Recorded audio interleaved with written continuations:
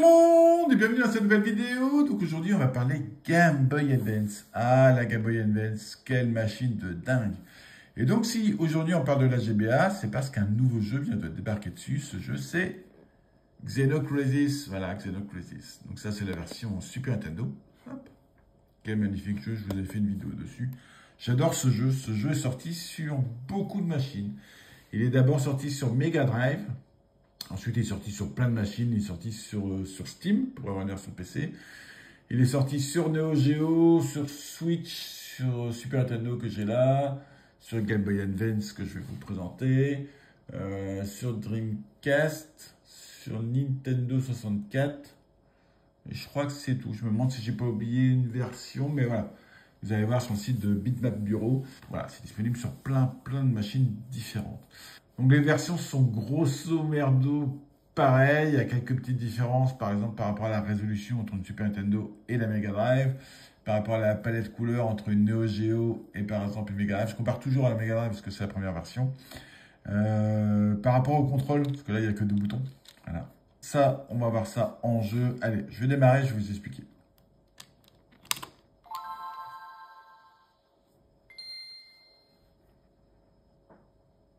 Bitmap Bureau. Donc le jeu est disponible dans plein de langues. Hop. Alors j'ai fait une partie tout à l'heure et j'ai pris beaucoup de plaisir parce que j'ai vraiment la console collée à ma tête alors que là je suis en mode je filme. C'est vraiment magnifique, c'est vraiment magnifique. Alors je devrais pas être surpris parce que la GBA c'est à peu près l'équivalent d'une Super Nintendo donc ça peut largement faire tourner le jeu. Mais le fait de se retrouver sur un petit écran, ça apporte vraiment de la finesse au jeu et il est vraiment magnifique. Maintenant, il y a aussi les 2 boutons. Et ça, on va voir en jeu. Allez, alors c'est parti. Hop. Je vais te mettre en facile. Hop. En vert. Je n'ai pas regardé s'il y a différents contrôles. Ouais. Vous la tirez. Ok. Il n'y a pas de choix. Il n'y a pas de choix, il y a que 2 boutons.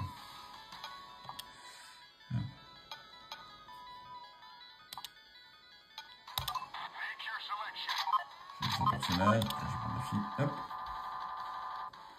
C'est vraiment magnifique. Vous avez vu ça? C'est super beau. Et le jeu est super beau, hein, sur tous les supports.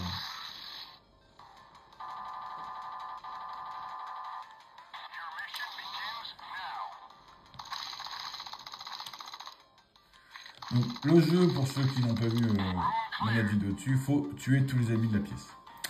Alors, oui, il n'y a que 2 boutons. Le souci, c'est ça. C'est que j'adore les versions Mega Drive 6 boutons. Parce que la version Mega Drive se joue en 3 ou en 6 boutons. J'adore la version Mega Drive 6 boutons et la version Super Nintendo. Pareil que Steam, parce qu'il y a plein de boutons. Le fait d'avoir plein de boutons, ça permet d'avoir un bouton pour tirer en haut, un bouton tirer en bas, un bouton tirer à gauche, un bouton tirer à droite. Donc on peut tirer comme ça, avec les boutons les 4 directions, plus là les 4 directions. Et je trouve que c'est beaucoup plus jouable. Je trouve que c'est super jouable. Parce que là, par exemple, je suis en train de courir là. Je peux pas tirer, je cours, on va dire il y a un ennemi qui arrive de là. Je peux pas lui tirer dessus parce que je m'enfuis. Je suis d'abord obligé de le pointer, rester tiré et après je peux m'enfuir. Mais s'il arrive de l'autre côté, je suis obligé de faire ça. Donc ça fait perdre vachement.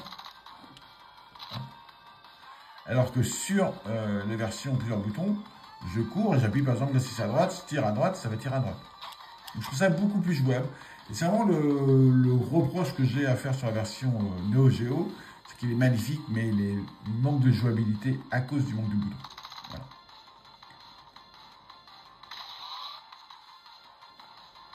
Et je suis obligé de vraiment mettre vers le haut avant, hop, mettre la direction.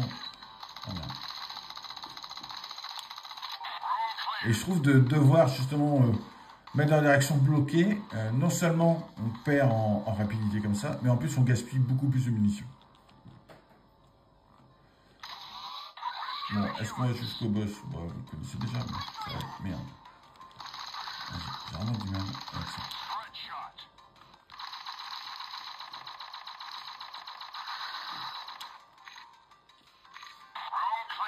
Ah, on va aller voir un boss. Je pense qu'il doit être là en haut. Le premier monde n'est pas très grand. C'est un super jeu, par contre. N'hésitez vraiment pas à le prendre sur le support que vous aimez. Même s'il est moins jouable, il est jouable. Voilà, c'est un très bon jeu, on prend beaucoup de plaisir avec. C'est vrai que si on est habitué à une version avec plein de boutons... Non, je peux pas. Oh, je suis là, je vais parler. Ouais, là, je me serais pas fait toucher. Parce que j'aurais vraiment mis la direction que j'avais besoin. Alors que quand je suis revenu comme ça, je me suis fait niquer par eux, alors j'aurais fait un coup en haut, un coup en bas.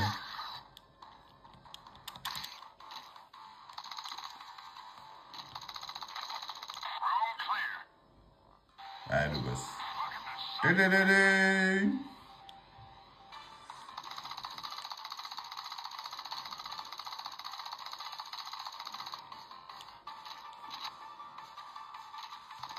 J'ai jamais fait gaffe pour mode facile, il me balance pas de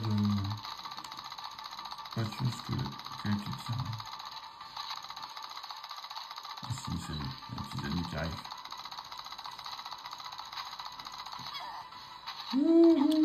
Il faut faire des roulades.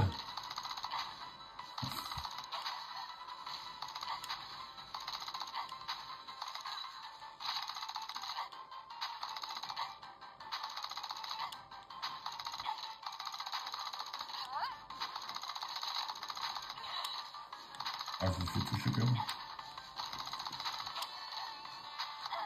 Oh, je me suis fait toucher quand même. Bon, c'est pas grave.